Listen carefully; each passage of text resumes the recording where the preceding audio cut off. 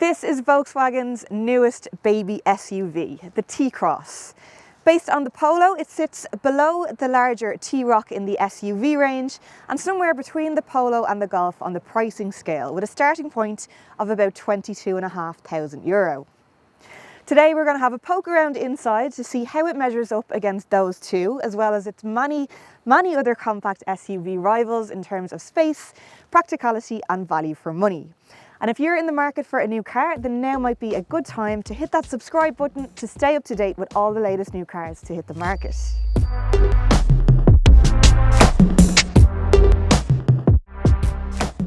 In terms of practicality, it's actually bigger in places than the Golf, like the boot, for example, which offers a very generous 385 litres. And to put that in some context, that's 30 litres larger than both the Polo and the Kia Stonic. It also comes with a very handy adjustable false floor, which will allow you to choose between maximum space and a nice flat load area. But the real trump card back here are these sliding rear seats, which will allow you to borrow some space from your rear seat passengers for those occasions when you need to carry a particularly large load. And with those pushed right the way forward, it actually offers a massive 455 litres, which is actually bigger than the more expensive T-Roc. You won't want to do that when you have got passengers back here though, because it completely wipes out their legroom, which is a little bit unfair. Once they're back in place though, it is pretty generous, or at the very least decent for a Super Mini. And where it does do slightly better than the Polo back here is in terms of headroom, again because of that extra height.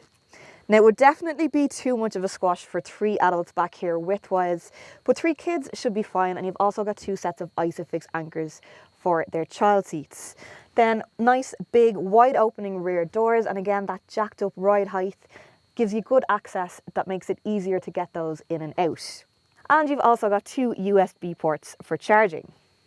One of my favourite things about the T-Cross as soon as I sat into it was the driving position, because it's nice and high.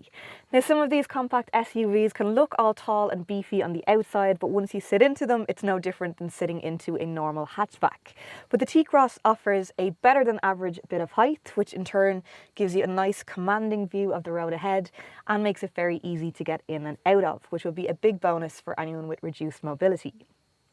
Then the general cabin atmosphere and first impressions are quite good.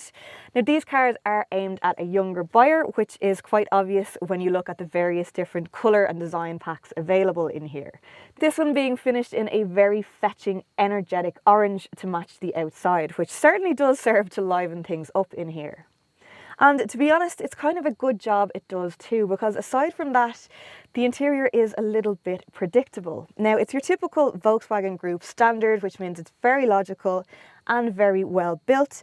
But just like with the T-Roc and the Golf, some of the interior quality is not quite up to the same standard as the Polo.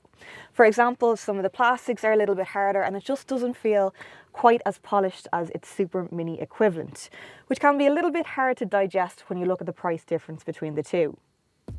Now, it might just be the case that they reckon this new millennial baby SUV customer is less focused on soft touch materials, and one area where it certainly won't let anyone down is in the technology department. This 8-inch colour touchscreen comes as standard from the Life model upwards, as does adaptive cruise control, climatronic air conditioning and various high-tech safety features like lane departure warning, front collision assist with autonomous emergency braking and blind spot monitoring. It's also compatible with Apple CarPlay and Android Auto. You can upgrade to the Style model for a few extra styling bits like tinted windows, larger wheels and LEDs, or the R-Line for the ultimate T-Cross experience and that sporty R-Line body kit. I think though, if you want to keep it in that nice, comfortable, still reasonably affordable space, then this Life model offers more than enough toys to play with. Plus, you can always add a styling pack like this one in energetic orange if you want to add a bit of personality. Space-wise up here is also pretty good. It's pretty similar width-wise to that of a Polo, and there's plenty of storage areas to stash your bits and bobs. So there's a couple of different engine options available with the T-Cross. This is the 1 litre turbocharged petrol. It's the 95 horsepower 6-speed manual and looks set to be one of the most popular choices thanks to its low running costs and relative nippiness in and around town and the suburbs, which is where most of these are likely to find their homes. Now there is a higher powered 115 horsepower automatic version as well as a very frugal 1.6 litre diesel, but this one for the most part is going to be more than enough engine to meet the needs of its target market. Official WLTP figures have yet to be released, but I've been averaging about 6.8 litres per 100 kilometres for the week, which is about 14 miles to the gallon, and that is over a mix of different driving situations, including plenty of motorway where it feels surprisingly comfortable. It's quite quiet at high speeds and it just feels very refined, like a much bigger car in fact. The handling in general is quite pleasant. It's got a nicely balanced suspension which manages to take the jolt out of any lumps and bumps without ever crossing that line into bouncy, which many of its rivals are guilty of. Now the steering is a little bit on the light side, but for the most part it holds a corner quite well and is about as entertaining to drive as you can expect from a car in this class. The T-Cross is more or less exactly what you'd expect as Volkswagen's entry to the B SUV segment. It's well made, it's clever and it's effortlessly cool. Now it might not be the cheapest option on the market, but it might just be the one with the most street cred.